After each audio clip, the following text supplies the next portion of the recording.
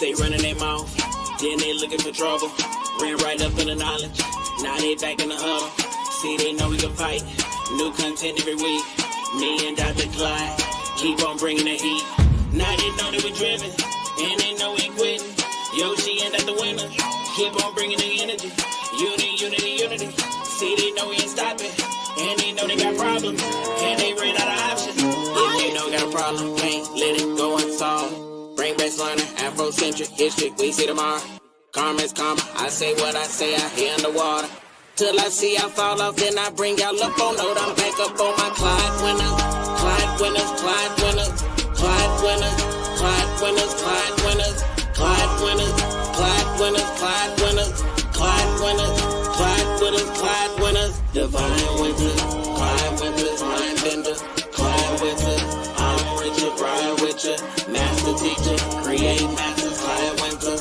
Give respect to the elder, Clyde winters.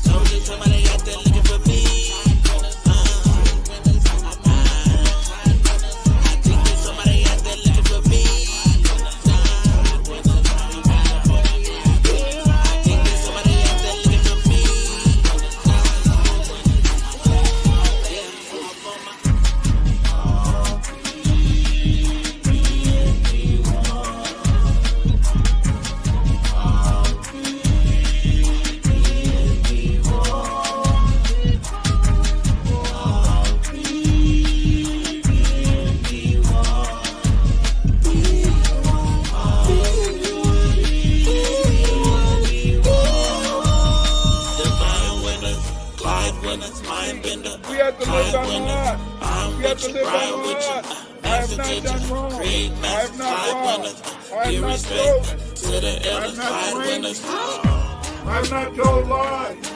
I've not stolen food. I was not stolen. I've not fornicated with the fornicator. I've not caused anyone to weep. I have not dissembled. I have not transgressed. I have not discussed secrets.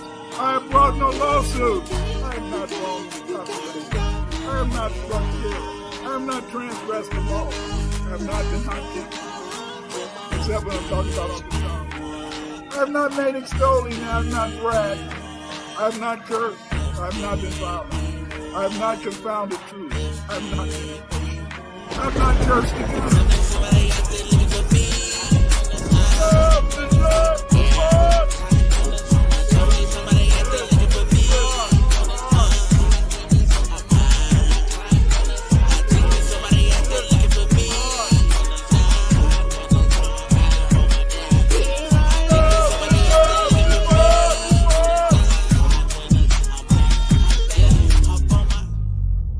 Dr. Winter's legacy is a testament to the power of knowledge and the unyielding spirit of exploration.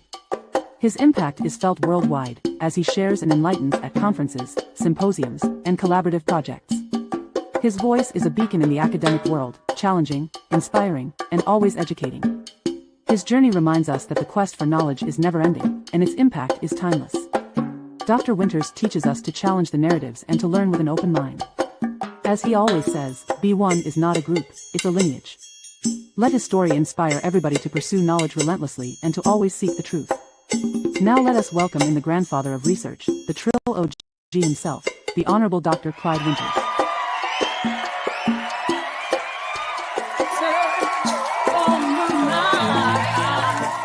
I don't get a kick out of telling lies.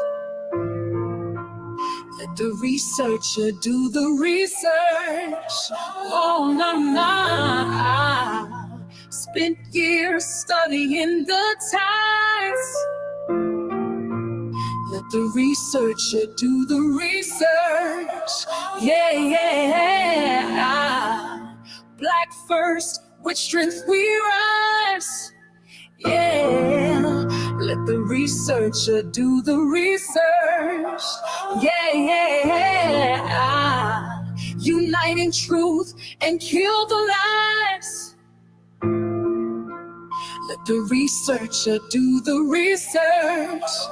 I'll learn to debunk my own craft. Respect is all that I have. Dr. Winters.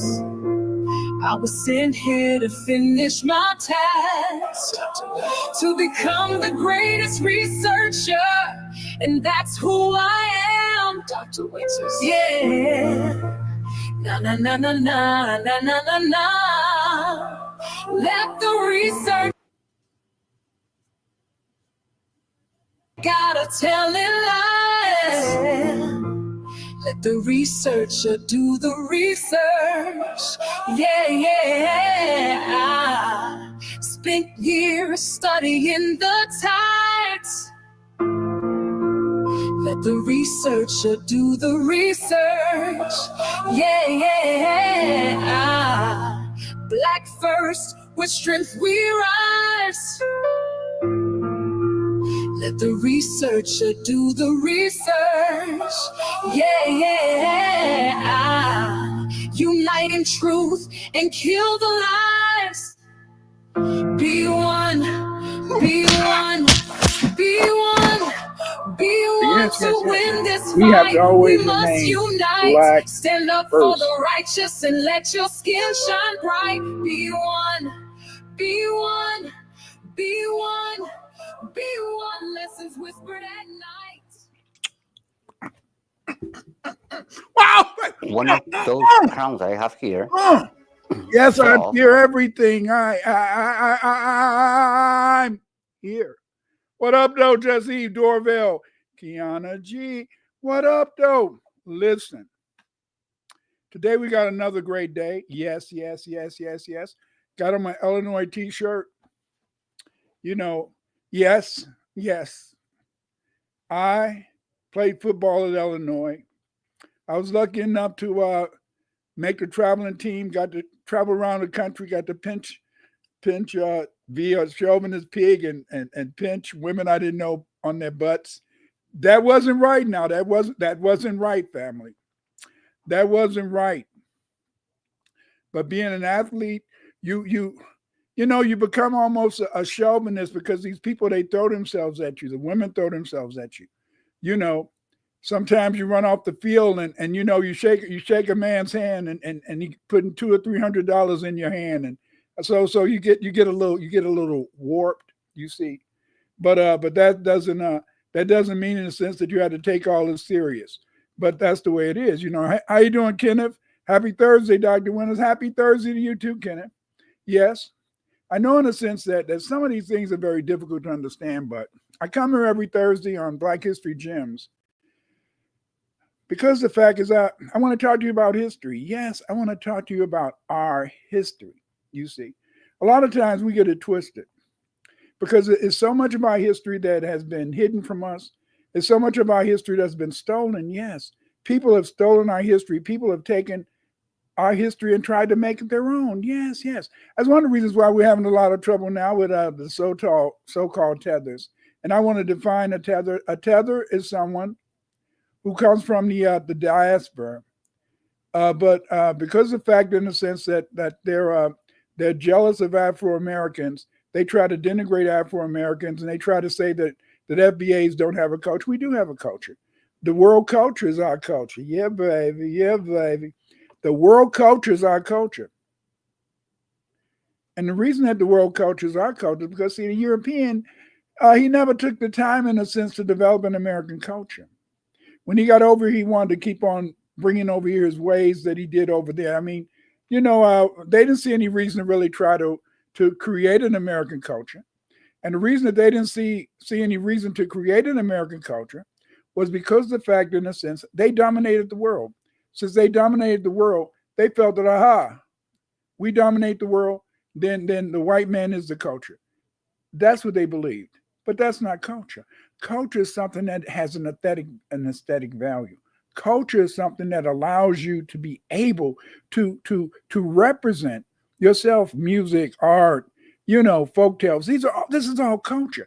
The European, he failed to create an American culture. And so then the culture became our culture. Yes. American culture is our culture. But again, thank you guys for showing up. I love these Thursdays, and I love these Thursdays because I touch on things that many people, really don't think about.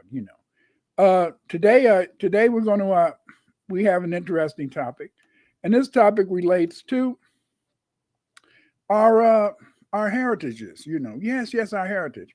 See, a lot of people, they take it for granted that you know that as foundational Americans that we didn't have a language. They take it for granted, and they believe in a sense that no, FBA, these people in a sense, they always talk about their culture, they talk about their heritage. They say they came from Aboriginals. True. But the people say, if you came from Aboriginal, why do we always see all this African stuff? Okay, the reason is this. Let me explain to you. Much of America was under ice. Yes, for 125,000 years. Much of America was under ice. In fact, the Ice Age didn't end in North America until around 12,000 to 10,000 BC. And because of the fact that it took so long for the Ice Age to end, that meant that there were always people coming over here from different continents. They couldn't come from Asia. And the reason that they couldn't come from Asia was because of the fact, in the sense that you had ice blocking the path. They couldn't come over the Bering Strait. As a result, in a sense, the only way people could get here was to sail. They couldn't sail from Europe because if they sailed through Europe, once they got up to the Arctic region, you died. So the only place people could come from to get over here was Africa. But then people say, aha, if they came from Africa, what is the evidence? Well, the evidence, there's a lot of good evidence. Much of this evidence comes from the fact is that we have all of this interesting research, And just like Eve said, let the researcher be the researcher. True. That's one of the reasons why I used to teach. Well, I'm still going to teach my research class. In my research class, I teach people how to do research, how to write, how to conduct the research. But again, in a sense, is that, I'll probably have a class maybe sometime soon. The class is it's $599. So, but it's for 15 weeks. 15 weeks. 15 weeks. As a consultant, when I worked for different school districts, my consultant fee was $75 an hour. So when you take my class and you're getting me for 15 weeks at $599, that's less than my consultant fee. Because I used to do some evaluations of university programs, evaluation of educational programs, things like that. So, hey, poof, that was back in the day, but now I'm here. What? That's right. I'm here with you, family, and I'm so happy that you guys came today. But I've been talking. I'm going to, let's get right into it. And later we'll kind of discuss, this whole thing. Did Aboriginal Blacks speak their own language? This is an interesting topic because, see, the thing is that, whenever you read the reports about, the Americans, the Americas, and people coming over here, you often find that many of the early explorers, especially those explorers that came from Spain and Portugal, often they had a Moor or a Moor who could speak Arabic, or a Jew, who could speak Hebrew on their ships. And often, in a sense, these Hebrews and Muslims served in a sense as interpreters. And then people say, aha, how could they serve as interpreters when they were speaking old world languages, Hebrew, Arabic? Well, one of the reasons that they could serve as interpreters is that, as you know, before, in a sense, the Europeans found out about the riches of the New World, there were already Moors. Yes, there was already Moors traveling over here. And because there were Moors traveling over here, what happened was that we find, in a sense, that these Moors, what they did is that these Moors, in a sense, they were here, and they came and they traded with the people who were here, so they can make that money. And see, because they traded with the people that was here, often there maybe it was someone who would be, maybe a representative of the trading group, or maybe someone in the village could speak maybe Hebrew, or they could speak Arabic. And because they could speak Hebrew or Arabic, this allowed them to interact with those African merchants that came selling their goods. One of the biggest things, one of the biggest trade items back in the day that Africans brought to the Americas was tobacco. Yes, they brought tobacco to the Americas, and because they brought tobacco to the Americas, many people used to buy this tobacco. So a lot of times Africans went up and down the coast, and they were selling tobacco. And some of the people on the coastal regions would take the tobacco inland and maybe sell it among some of the people there. But again, today what we're going to talk about is that did the Aboriginals blacks speak African related languages? Okay, here's a picture of a Blackfeet. We always hear about the Blackfeet. Here's a picture that an artist made of a Blackfoot Indian, very distinctive. You can see that not only was his feet black, but from a physiological standpoint, and his physiological features are clearly those of a black person who what we would call a member of the so-called Negro race today. Were Africans in America before Columbus? Yes. And the scholars who've proven this is Brother David Imhotep, the old scholar, Ivan Van Sertima, and of course myself, Dr. Clyde Winters. We've all been trying to get people to understand that the Americas were not unknown to people in the New World. In fact, there were so many black people over here that when the Europeans came, they weren't surprised. But for those of us who are in the modern period, and we've been told our lives that the Aboriginals were the quote unquote the contemporary red man, then we can't understand this relationship. But what I want you to understand is that many of the so-called red Indians today, many of the red Indians, when the Europeans first came over here about 300-400 years ago, most of them were mainly still down in Mexico or in the down in Mexico. And they were migrating towards the northeastern coast. That's why when the first Europeans came to the Americas, they found black Aboriginals. The red Aboriginals, they met them later. If you want to find out more about the black Aboriginals or the Aboriginal Foundational Black Americans, get my book, Black History Gems Essays, Volume 1. This book has a lot of information on that group. Of course, my book, History of Blacks in America from Prehistory to 1877, I discuss, in a sense, the tripartite origin. Tripartite means what? 3 parts. And we are, in a sense, descendants of 3 different groups: the Black Aboriginals, the Black Europeans, and of course, Sub-Saharan Africans. So these are our ancestors. And they all, in a sense, went through a process of ethnogenesis. And as a result of this ethnogenesis, these people, in a sense, became foundational Black Americans. You want to find out more about these people, get my book, of course, History of Blacks in America from Prehistory to 1877. Get my books, We're Not Just Africans, the Black Native Americans. In this book I discuss the relationship between Sub-Saharan Africans and the Aboriginal Blacks. In my book, The Phylogeography of Afro-Americans and Africans, this is an important book because, see, this book breaks down the DNA. The Phylogeography of Afro-Americans and Africans is a book that breaks down the DNA that unites the Aboriginal Black people with the African Black people. Check this out. Other books that I've written include Atlantis in Mexico. In that book, I discuss the Olmecs, African empires in ancient America. I discuss the various empires that formerly existed in the Americas, not just contributionism, but they were African empires. And now, up there you can see that picture of Olmec Clyde. Yes, that's Olmec Clyde. You can find out other information. Check out my book, Ancient Scripts in South America, where I discuss the ancient writing systems that Blacks brought over to South America. In my book, The Mandy in Ancient America, I discuss all these Mandingo people that contributed to the history of the Americas. And my book, The Black Mound Builders of America, this book will explain you the history of the Black Mound Builders. In an atlas, this is what they found in an atlas. In an atlas.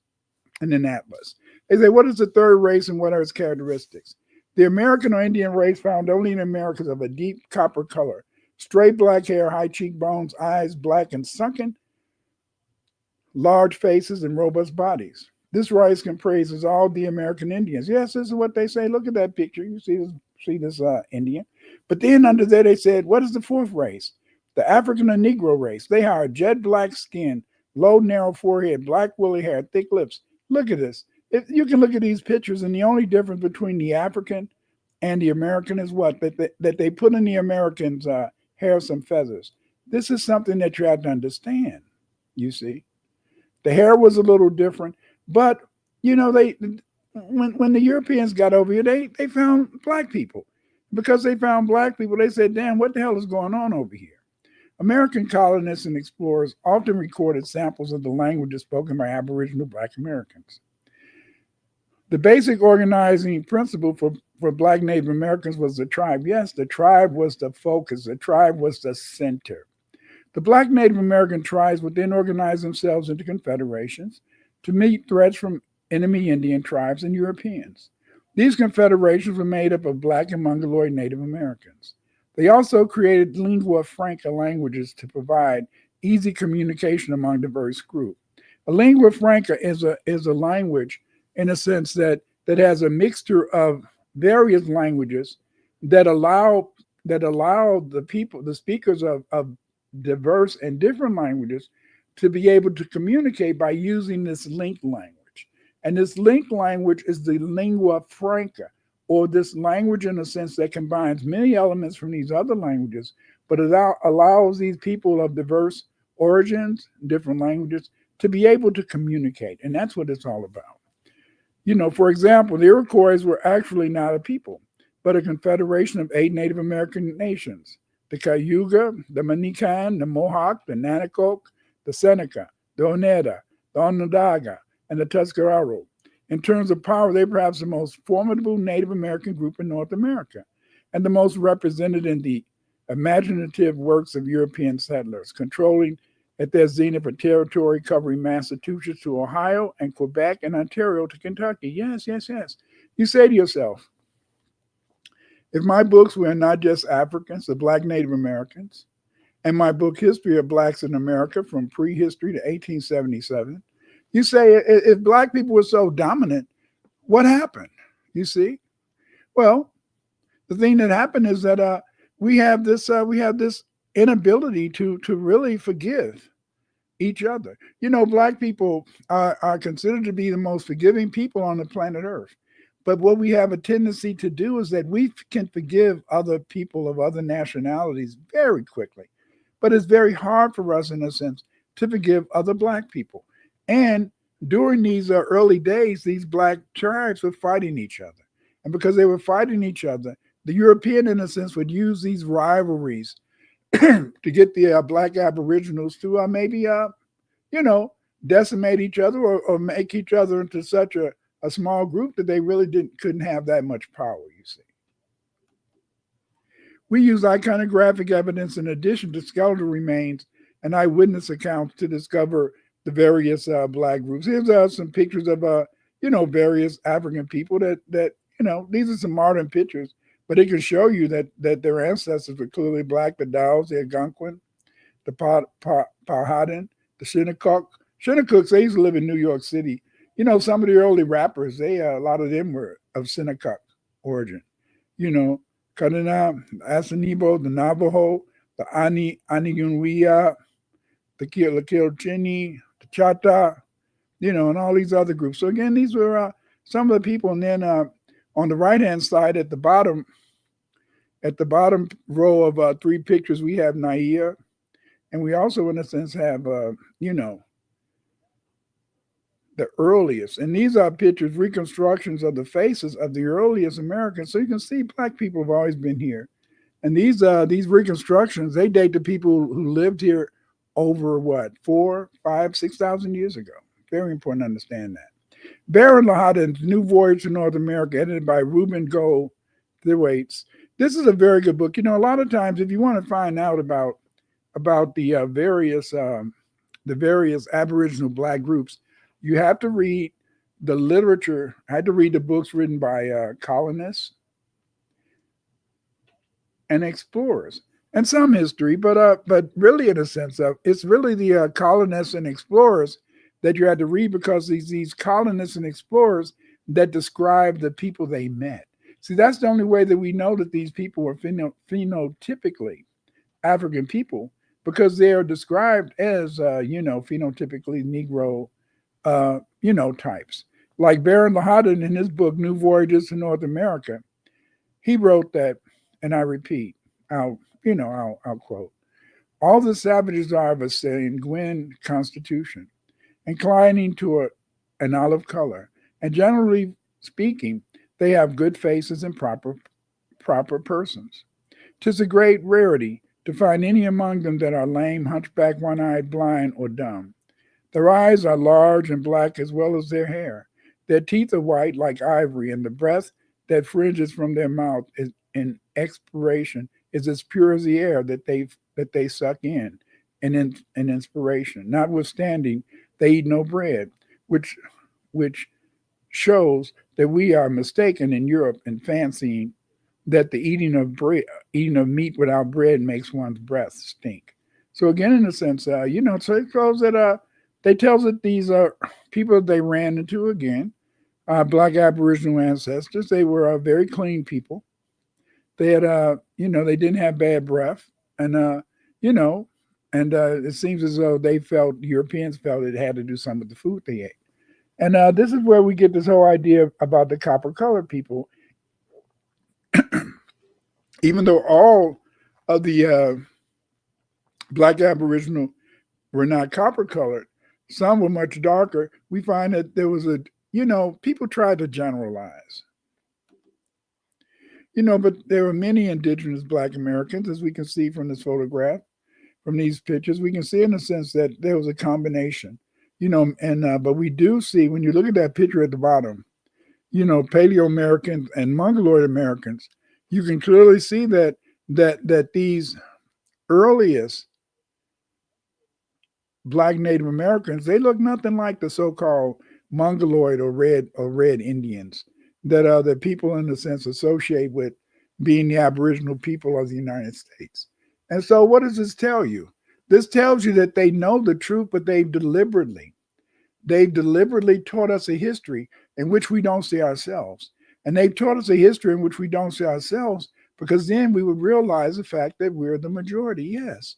You're saying, Dr. Winters, we're only 14% of the people in the Americas. They say we're only 44 million out of 200 million, only 40%. In fact, they say the Latinos now outnumber us. It's all bullshit. It's all bullshit. It's all bullshit. What happened to the Tasmanians?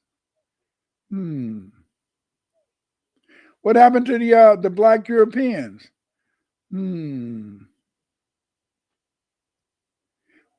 What happened to many of some of the black people in Australia? I'll tell you what happened. Is in most of these places where there were former black majorities, most of those black people were wiped out, or they're an insignificant minority. They're not an insignificant minority. But that's not true in America. And America is the only place, in a sense, where you find numerous black people. You see? In fact, foundational black Americans are the new Egyptians. Shut up. What are you saying? What are you saying, Dr. Winters? How can the foundational black Americans be the new Egyptians and be the Aboriginals too? It's easy to say that. I can say that because the fact, in a sense, is that everybody copies up our culture, our music, our inventions. I mean, we've made the main inventions that dominate the world: the light bulb, the telephone, the computer. We made all that good shh.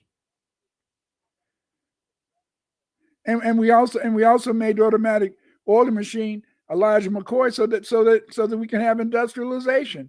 There would be no industrialization without us. There would be no lights without us. There would be no telephones without us. There would be nothing that makes the modern world move without FBA, baby. FBA, baby. That's us. Whites, they were exterminating the black Americans, beginning as early as 1621. I know We've had very few contacts with them. In fact, the British, even before the British began to establish settlements, they were in a sense kidnapping many of the Indians on the East Coast and selling them as slaves in Europe. You know, you didn't know that, did you? For at least 100 years or more before the European whites from England began to settle in the United States, they were kidnapping Aboriginal Black people and selling them as slaves in Europe. Yes, yes. They had a long history of a relationship with people over here, but it was a relationship that was one-sided. And the only problem was is that it's amazing to me that these Black people, in a sense, they could accept white people moving into their land, stealing their land, but then they would fight each other. I don't understand. Somebody's going to have to do it. We need a psychologist out there. Try to determine what makes it difficult for us to get along with each other. You see, why do we feel in a sense that we have to in a sense create all these problems? The Pequot Indians were loaded on ships en masse for their voyages. You know, they sold us as slaves to Barbados, to Jamaica. Yes. Hundreds of thousands, maybe 1 million or two. But we know for a fact, at least, it's documented hundreds of thousands of Black Aboriginals were sold into slavery in the Caribbean and Europe. The final source for the Aboriginal history and foundation of Black Americans are books written by colonists and explorers. For example, see the book, The History of Present State of Virginia, in 4 parts by Robert Beverly. And let me read something that Beverly wrote. He wrote, "The method of the Indian settlements is altogether by cohabitation in townships, from 50 to 500 families in a town. And each of these towns is commonly a kingdom. Sometimes one king has the command of several of these towns when they happen to be united in his hands by descent or conquest. But in such, the method of the Indian settlements is altogether by cohabitation in townships, from 50 to 500 families in a town. And each of these towns is commonly a kingdom. Sometimes one king has the command of several of these towns when they happen to be united in his hands by descent or conquest." Again, as I told you earlier, you have to read the early books written about travels and people meeting the original Aboriginals. It's in these books that you're going to find out that these people were Black. What do we learn from this statement? Okay, what we learn from this statement is, number one, Aboriginals lived in small communities. Number two, each Aboriginal community was considered a kingdom. And three, and this is very important to understand, in some cases, an Aboriginal king chief might be recognized as the leader of multiple communities. This is something that we have to always recognize, that in a sense that these people were highly organized. We would say civilized. They had a good idea about politics and about, in a sense, developing statecraft. But at the same time, they were people, in a sense, that preferred to live in small communities. Beverly tells us different things about the various Indians. Let me read some. He talked about the Aboriginal Blacks and how they lived. The manner of the Indians have of building their houses is very slight and cheap. When they would erect a wigwam, which is the Indian name for a house, they stick scapulars into the ground by one end and bend the other at the top, fastening them together by strings made of fibrous roots. The rind of trees or of the green wood of the white oak, which will which they'll make into thongs. The smallest sort of these cabins are conical, like a beehive, but the larger are built in an oblong form, and both are covered with the bark of trees, which will rive off into great flakes. Their windows are little holes left open for the passage of the light, which in bad weather they stop with shutters of the same bark, opening the leeward windows for air and light. Their chimney, as among the true born Irish, is a little hole in the top of the house to let out the smoke. having no sort of funnel or anything within to confine the smoke from raging through the whole roof of the cabins. If the vent will not let it out fast enough, the fire is always made in the middle of the cabin. Their door is a pendant map when they are near home, but when they go abroad, they barricade it with great logs of wood set against the mat, which are sufficient to keep out wild beasts. There's never more than one room in a house, except in some houses of state or religion. As you can see in this picture, you can see the oblong houses and the conical houses that the Aboriginal Black people built that were described by Beverly. Beverly also tells us, we learned that when in their travels they meet with any waters which are fordable, they make canoes of birch bark by slipping it whole off the tree. In this manner, first they gash the bark quite round the tree at the length they would have the canoe of, then sit down the length from end to end. When that is done, they with their tomahawks easily open the bark and strip it whole off. Then they force it open with the sticks in the middle, slope the underside of the ends, and saw them up with helps to keep the belly open. Or if the birch trees happen to be small, they saw the bark of two together. The seams they daub with clay or mud, and then pass over in these canoes by 2, 3, or more at a time, according as they are in bigness. By reason of the lightness of these boats, they can easily carry them over land. If they foresee what they are like to meet with any more waters that may impede their march, or else they leave them at the waterside, making no further account of them except to use their return. So as you can see, here's a picture that kind of depicts how the Aboriginals, in a sense, would make these canoes. Back in the day, I remember when I was in university, I remember some of the books that I would see these pictures and I would say, damn, wow, those people don't, I can't really believe they're depicting the Indians. But what I found is that that many of these pictures, they wanted to create pictures that represented, people like themselves or Europeans, whereas they also, as I've shown in other cases, they did accurately depict the Black people as themselves. The Indians, in a sense, had writing and things like that. These Indians have no sort of letters to express their words by, but when they would communicate anything, they cannot be delivered by message.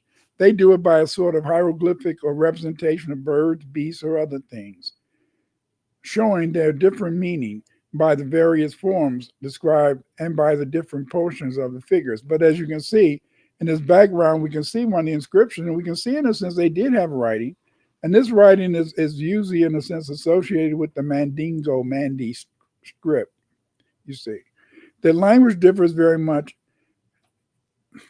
as antiquely in the several parts of Britain, so that nations at a moderate distance do not understand one another. However, they have a sort of general language, like what Labotan calls the Algonquin, which is understood by the chief men of many nations, as Latin is in most parts of Europe, and lingua franca quite through the Levant. The general language here used is said to be that of the Occaninches. So in a sense, you can see that they spoke different languages, but the Indians did have a common lingua franca, which they called Occaninche. Though they have been but a small nation, ever since these parts were known to the English, but in what this language may differ from that of the Algonquins, I am not able to determine true. He freely told me, noted Beverly, they believed in God. They believed God was universally beneficent, that his dwelling was in the heavens above, and that the influences of his goodness reached to the earth beneath, that he was incomprehensible in his excellence and enjoyed all possible felicity, that his duration was eternal, his perfection boundless, and that he possesses everlasting indolence and ease. I told him I had heard that they worshiped the devil and asked why they did not rather worship God, whom they had so high an opinion of, and who would have given them all good things and protect them from any mischief that the devil could do them. To this, to, to this his answer was that it's true. God is the giver of all good things, but they flow naturally and promiscuously from him, that they are showered down upon all men indifferently without distinction. That God does not trouble himself with the impertinent affairs of men, nor is he concerned at what they do, but leaves them to make the most of their free will and to secure as many as they can of the good things that flow from him.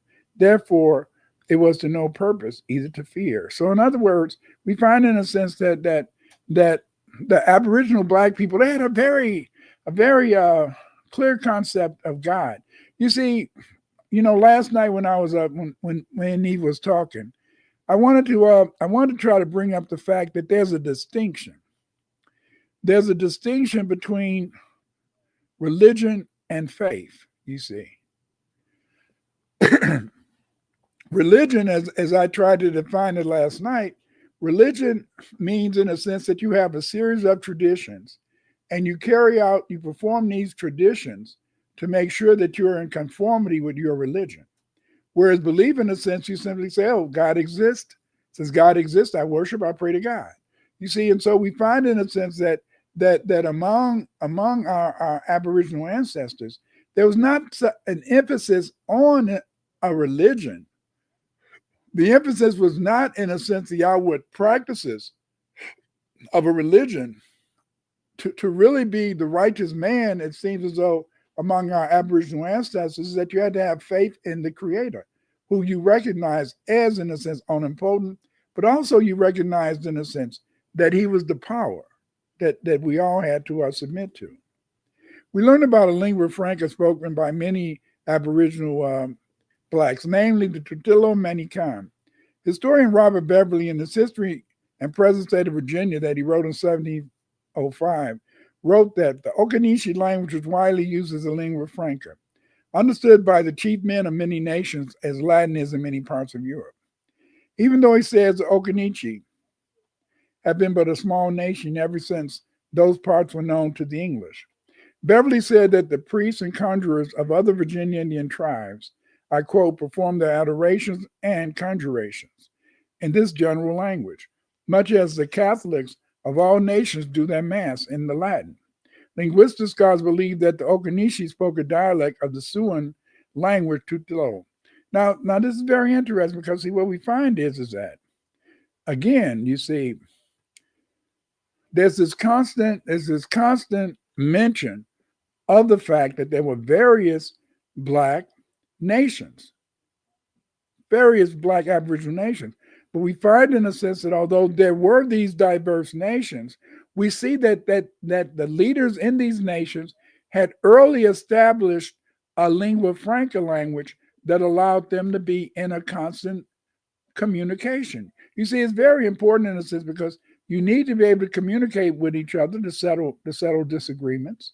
You need to be able to in a sense, have a lingua franca to be able, in a sense, to work towards positive goals that can help you to be a successful person and help your nation to be successful. So we find, in a sense, that according to a Robert Beverly, there was a lingua franca, and this lingua franca was the Okanishi language. The Monicans or Minicans were people, in a sense, who lived in Virginia in the Roanoke River Valley. They mined copper and grew the three sisters, beans, corn, and squash. You'll find, in a sense, in the literature, these people were called Monocans by the Europeans, but they said that their real name for their tribal group was the Manicans. You see, so it's very important to understand that sometimes you can see a reflection of the names of actual Aboriginal peoples in the various history books, the various texts, the various manuals that explorers wrote. But sometimes, in a sense, Europeans would give the people, they would give them a name and they would call them by that name. Whereas the Aboriginal Black people had a name for themselves. This was true of the people that they called the Monocans, who referred to themselves as Manikins. The Monocans and Manikins of Virginia provide us with examples of Black Aboriginal words spoken in their language. The Manican tribe belonged to the Iroquois Confederacy. Corrine Wood, a researcher, claims to belong to the Manican tribe, which died out in 1880. If the tribe died out in 1880, how could she be, in a sense, a member of that tribe? But see, what they do is this. A lot of Red Indians have with the support of the white man, they go around the country and they'll where a Black Indian group has already become nationalized, or they no longer, in a sense, really, they no longer, in a sense, really, they know their tribal origins, but these red groups, they'll go in and they'll choose the name. And although these Black people say, I'm a Choctaw, I'm a this one, I'm a that one, the white man will ignore the black FBA person who knows his tribal name, and they'll just go ahead and say, oh, it's those Red Indians. It's all bullshit. But see, it's always things, in a sense, to denigrate us and to make us feel that we don't belong. But anyway, the Manican language is related to Tutelo. And this suggests that the Okanisi language was a Mandi language. On the right-hand side, I compare the Tutelo language and some words from the Mandi language. For example, Sabe, black, in English, we find Safe in Mandi. Api, good or pure, in English is P in Mandi. We have Adi, the Ati for father, and we have Te for man in Mandingo. So again, we can see this list, and you'll find these slides in my. I'm going to put these slides in my Patreon, so you can find them there, or you can just stop the slides if you want to copy down these words, learn more about them. The Nanticoke originally lived in Maryland. They are mentioned by Captain John Smith. By 1800, they disappeared from Maryland. By 1800, they had migrated to Delaware. In Delaware, they joined the Lenape or Delaware Indians. It was early recognized that their dialect was different from the Delaware Indians. The most famous Nanticoke were members of the Sachem family. The Sachem family formerly lived in Maryland. Sachem appears to be a Nanticoke name. It is associated with the Wimbersum Cree, which was shortened to Sachem Creek. Here's Sachem. Sachem corresponds to the Algonquin term sachem.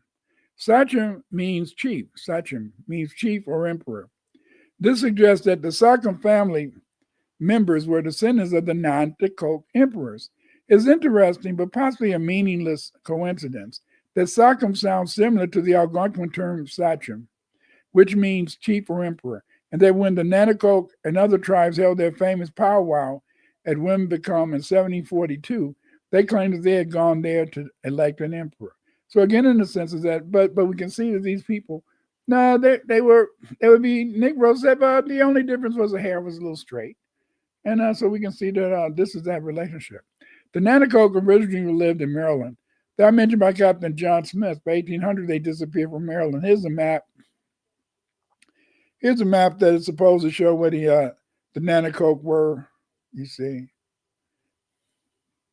a lot of people were called Creek, and so it seems as though Creek was also kind of a general name for various for some tribal groups, when in reality they had a more specific name for themselves. D.G. Britton, on certain supposed Nanticoke words shown to be of African origin, D.G. Britton was a linguist, and D.G. Britton he wrote a lot on American Indian languages. You see, so he studied some inscriptions from the Nanticoke, and this is what he wrote. Britton wrote that while pursuing my studies of the Lenape and its dialects, in connection with my edition of the Walum Olum, I came across some words alleged to be of the Nanticoke dialect, which puzzled me not a little. The Nanticoke, it will be remembered, lived in the eastern shore of Maryland, and we first hear of them definitively through the celebrated Captain John Smith, the friend of Pocahontas. I have traced elsewhere their subsequent history until their final disappearance from the soil of Maryland early in this century. They were a remote offshoot of the Lenape or Delaware Indians, but their dialect showed marked differences, and I should think could scarcely have been understood by a northern Delaware. It was full of strong accents. What I mean by that is that when they talk about strong accents, what they're describing is a tonal language. Just like in many languages spoken in Africa, they can have the same word to mean rich that means to go, because you just give it a different tone or a different sound. So what this is telling us, that many of the Aboriginal languages were tonal languages. Interesting, isn't it? The Nanticoke words, however, to which we refer in this paper, are not from these authorities, but from the manuscript of Reverend C. Perlicis. The Monrovian missionary labored among the Iroquois and Delaware Indians from 1741 until 1751. When he returned to Europe and died in 1785, he left in the hands of his Monrovian brethren at Bethlehem, Pennsylvania, a large manuscript volume containing essays on the grammatical structure of native tongues, in which he had come in contact, and a collection of notes on Indian traditions. That might, I'm gonna have to one day maybe try to check that out. And now this is what D.G. Britton wrote. He said, an important inquiry at the outset is as the original affinities of the Negroes brought over as slaves. The native Africans differ vastly among themselves in every characteristic.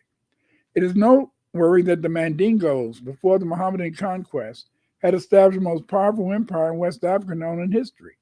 It was erected on the ruins of the old Berber state known as Granada, and extended its sovereignty and languages far and wide in West and Central Africa. Its members proudly called it Malinki, the land of the freemen, to distinguish it from all others, whose inhabitants they scornfully termed Suninki, bondsmen. Such ethnic parentage is worthy of note in any nationality, be it a skin of what color any. Suninki and Malinki, that's very interesting because these were different tribes, in Africa. But it's interesting that they called one group freemen and the other one bondsmen. D.G. Brin, in his article on certain supposed Nanticoke words, what he did is that he compared these Nanticoke words and Mandingo words of Mule, and as you can see, they're just about identical. The only difference is in the C, instead of Sapo, they have Saba, but in linguistics you can see how sometimes a word that may be a P in one language, it may be a B in another language. For example, in Africa, the name for father can be Ba, Fa, or Pa. So we can see, Ba, that would be a B.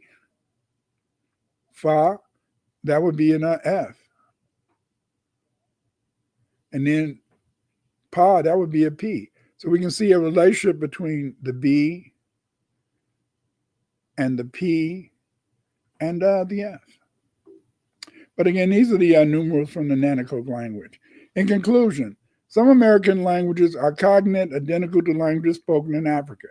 For example, the Mandi have left us the following greeting, Niji, which was probably a popular greeting in the Okanishi language. A lot of the Aboriginals, Black people, they say, "I'm not black, I'm not black," but they always greet each other with the word Niji, but they don't even know that Niji is from the Okanishi language, and I've already shown you that the Okanishi language is a Mandi language. Just look at Niji.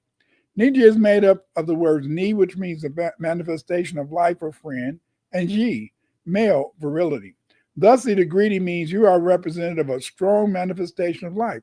So when people say Niji, they're saying, hey, good morning. I mean, you have a strong representation of life. So again, in a sense, we see that these words have meaning. There's knowledge to be found. But our problem often our problem is that we don't recognize this. Here's some references that relate to this research. Check these out. Get these books, and you can be the researcher too. Again, if you want to learn more about ancient Blacks in America, get my book, The Mandi and Ancient Americas and African Empires in Ancient America. Don't forget, David Imhotep, David wrote a very important book that can also help you to understand. It's called The First Americans Were Africans, Revised and Expanded. This is a very good book, and you guys should check that out too, so you can learn more about our history in the Americas. Other books that can help you to understand the role of Black people in America, the history of Blacks in America from prehistory 1877. In this book, I discuss the tripartite origin of foundational Black Americans, the Black Europeans, the Black Aboriginals, and the Sub-Saharan Africans. Get that book. In my book, We're Not Just Africans. In this book, I talk about the relationship between, foundational Black Americans and Aboriginal Blacks. And then my book, The Black Mound Builders, this just what it says. It deals with the Black Mound Builders. And then my book, The History and Culture of the Americas. This book will give you all the information you need to know on Aboriginal Black people. This book, the hardcover edition, the paperback is good, but the only difference between the paperback and the hardback is that the hardback has an index.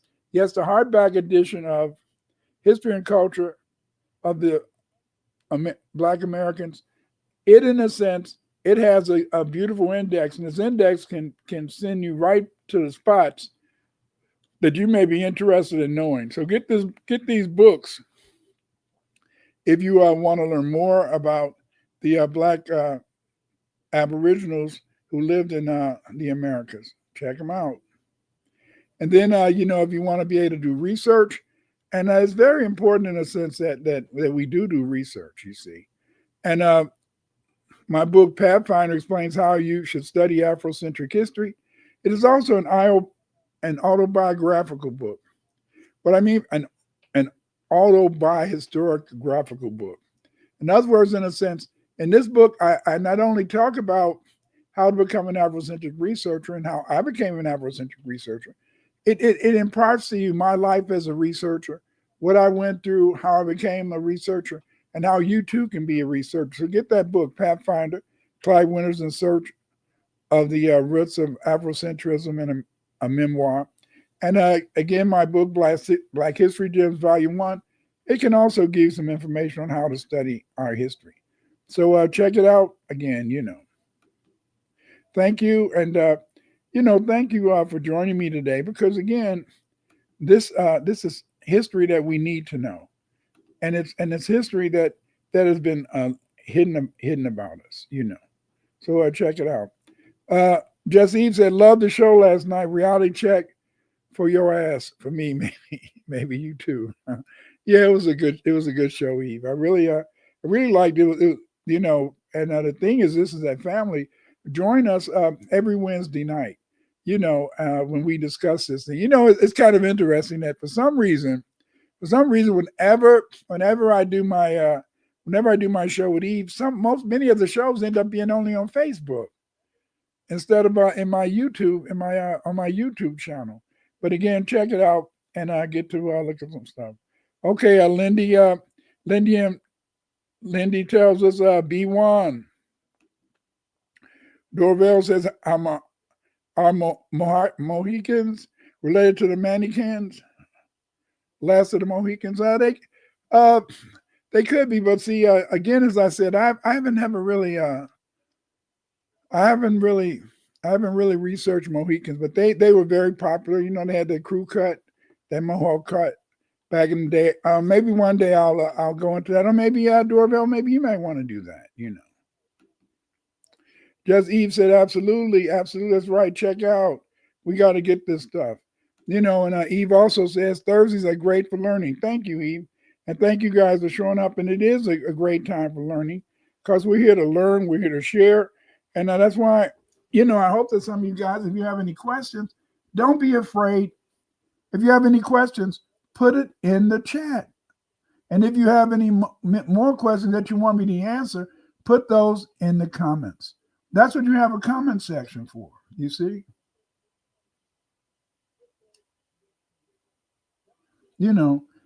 Please, if you have any comments, leave the comments in the comment section, and often I'll refer to those comments. So, please feel free to share the comments with me. But again, thank you guys for joining me today. And hey, remember, is that knowledge is power, and the only way that you can have power is to know who and what your history is, and it's by learning this history that we can get to know stuff. Let's see what this person said. Dr. Winters, do you have any books on the Black Irish people who were enslaved in the Americas? Yeah, I do.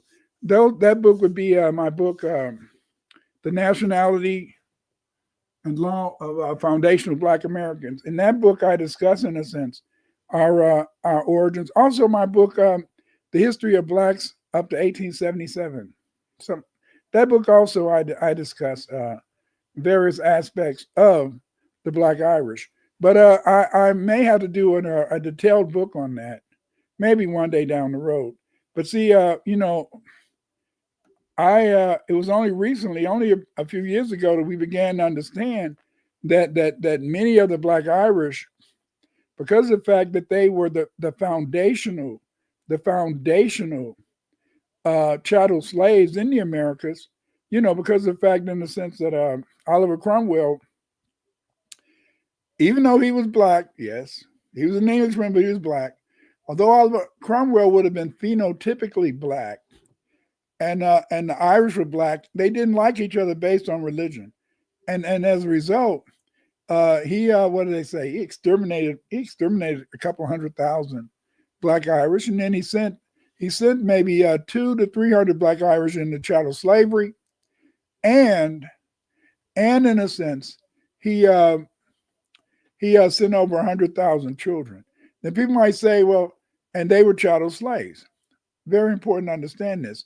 What you have to understand is don't get the original Irish mixed up with the contemporary Irish. These contemporary Irish people, they occupied the country later, in a sense.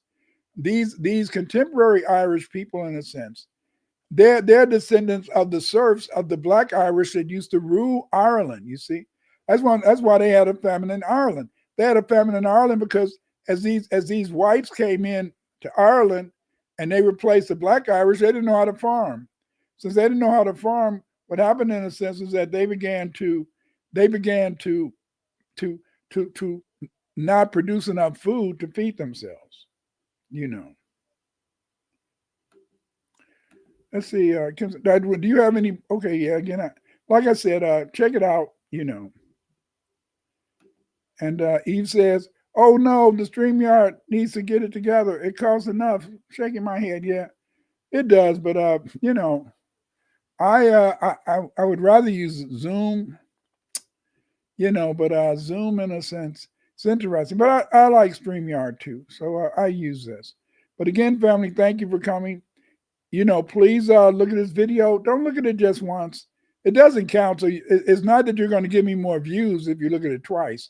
But the thing is that by looking at it twice, then it can kind of, this aspect of our history can kind of soak in, and it may have questions. Please remember, I am here to answer your questions. If you have any questions about the material that we've discussed, please feel free. Yes, please feel free, in a sense, to comment, leave a comment so that I can explore it and we can discuss this further, because I want you guys to understand our history, and I want you, if you got questions, ask me and I'll answer the questions. I'll be happy to answer the questions, because see, we need, in a sense, to make sure that we're about educating our children to the future, because it's only in that way that they do have a future.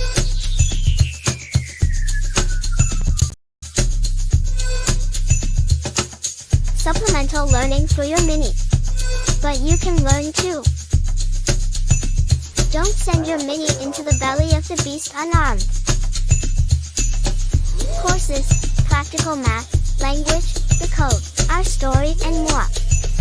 An institution founded by us, dedicated to us and our fight for justice. Here you will learn ways to combat the system using the same information they are trying to keep away from you. Welcome to FBA Sunday School.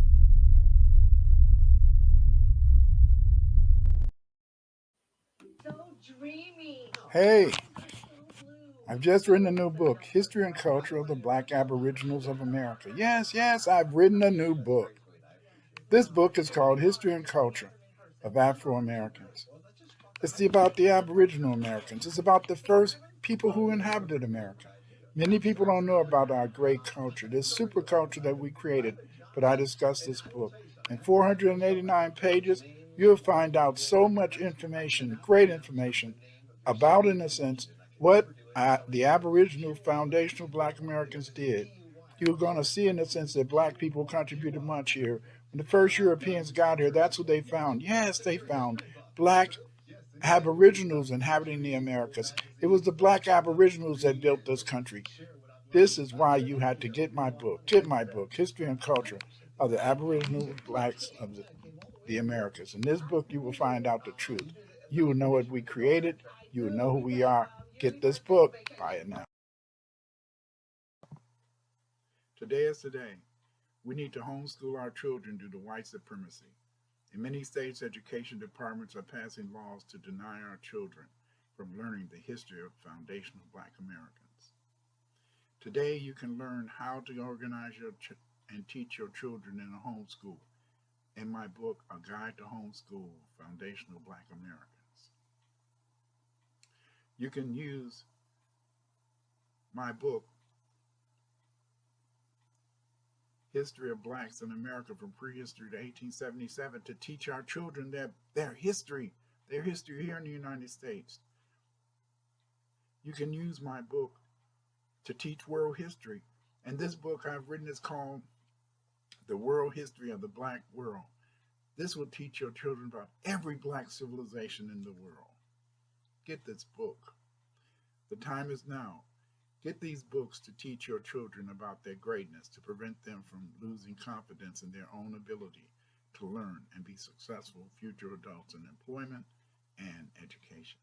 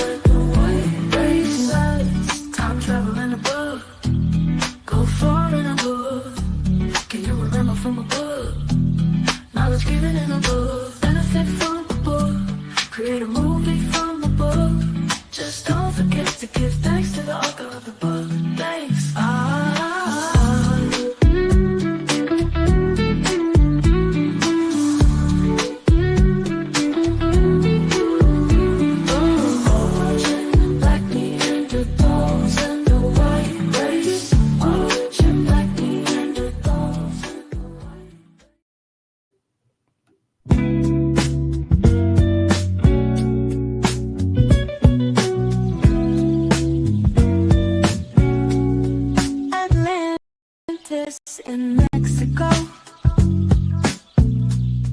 Atlantis in Mexico, Atlantis in Mexico,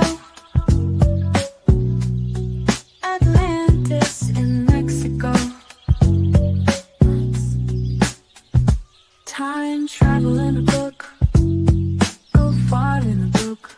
When is the last time you spent bread on a book? Knowledge given in a book, benefit from a book, create a movie from a book, create animation from a book. Atlantis in Mexico, Atlantis in Mexico, Mexico. Parents, looking for a story that would not only captivate your little one's imagination, but would also teach valuable lessons. The Bloom, bedtime story for the young at heart, takes your child on a magical journey to ancient Kemet, where the goddess Sister Andito brings life, love, and healing. Through this enchanting tale, your child will learn the importance of nature, compassion, and positivity.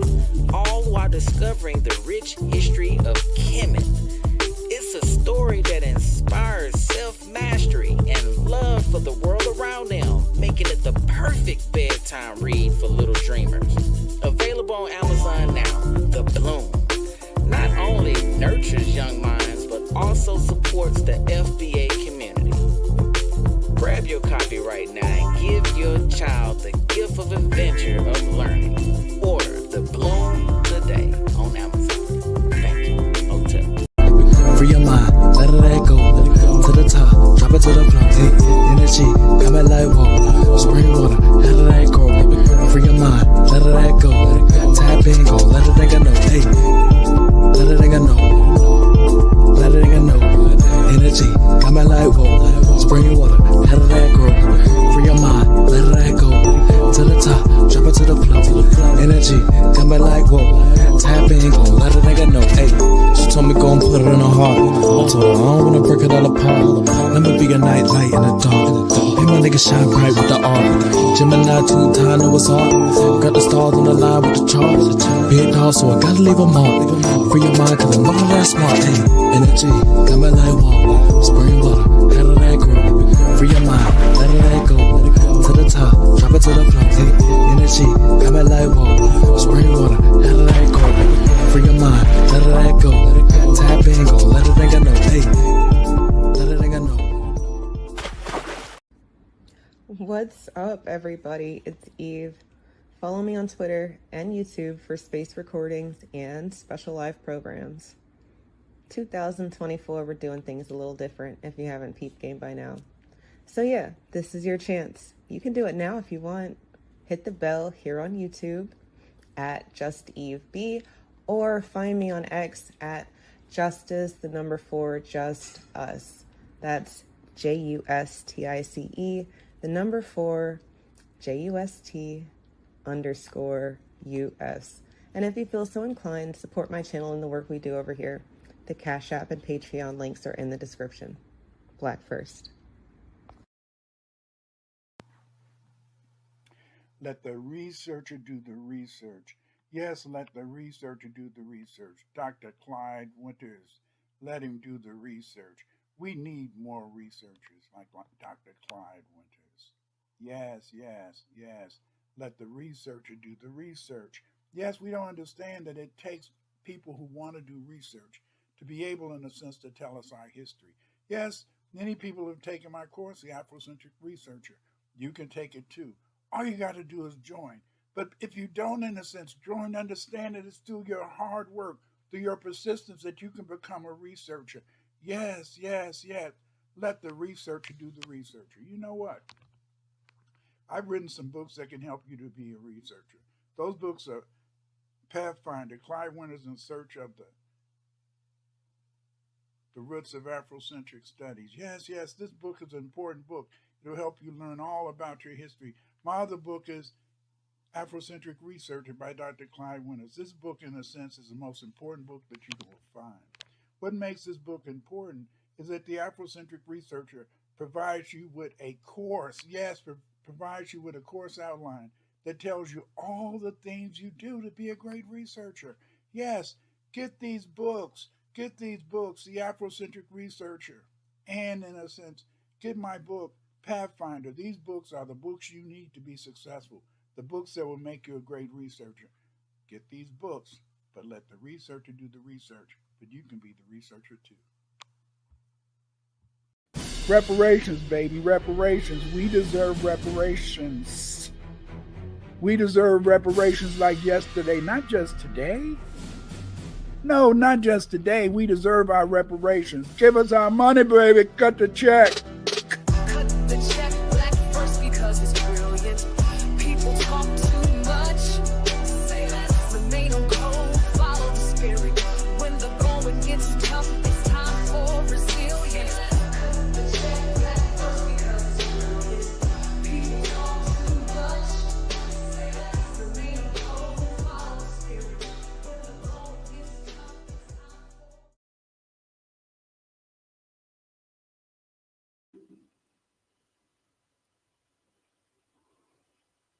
They wanted to give our Aboriginal ancestors gifts.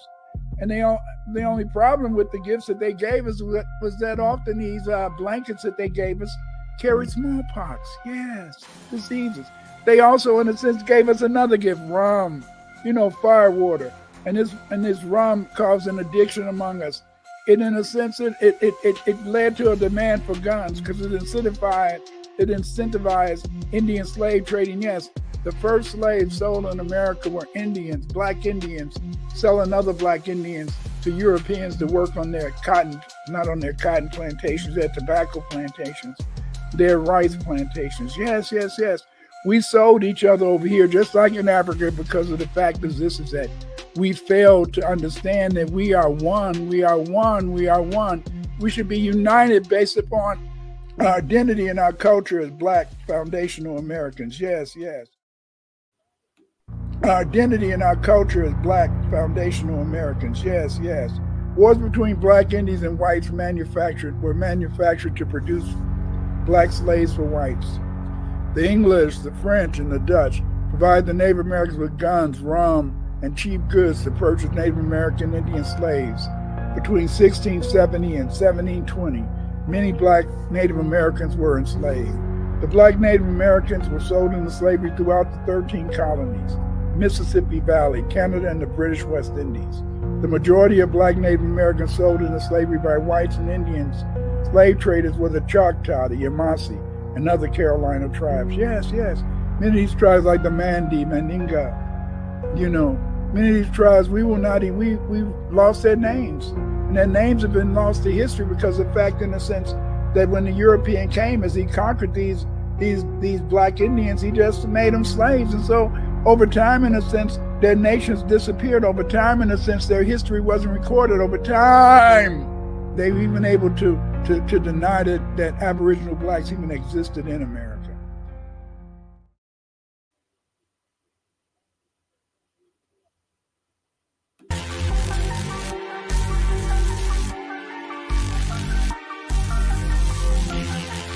If you're not going to speak up, support the ones who do. If you're not going to speak up, support the ones who do. If you're not going to speak up, support the ones who do. If you're not going to speak up, support the ones who do. Vampires, they prey on your fears and stay away. Vampires, they prey on your fears, control your honest fears. Don't let them take your energy. Control your honest fears. I am you. Control your honest fears. Take your energy. Don't let them suck your energy. It's a distraction away from me. I am you and you are me. If you're not going to speak up, support the ones who do.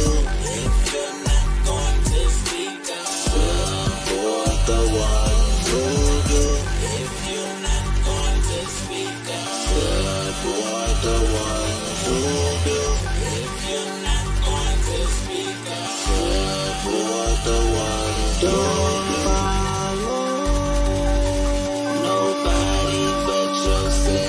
Don't follow. I said nobody but yourself. Don't follow. Nobody but yourself. Don't follow yourself. Nobody. Yourself. Nobody but yourself.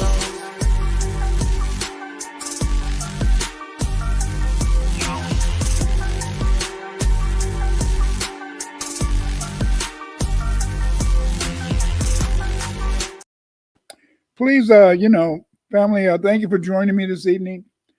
Please don't forget to press that like button right now. Take that thumb and press that like button. Also subscribe. And remember, in the sense that it's B1. And if you're not going to speak up, support the ones who do. Yes. We have to do this because we are Black first. B1, baby. B1. The only thing that can save you is B1. To find my cage, you must stay black first.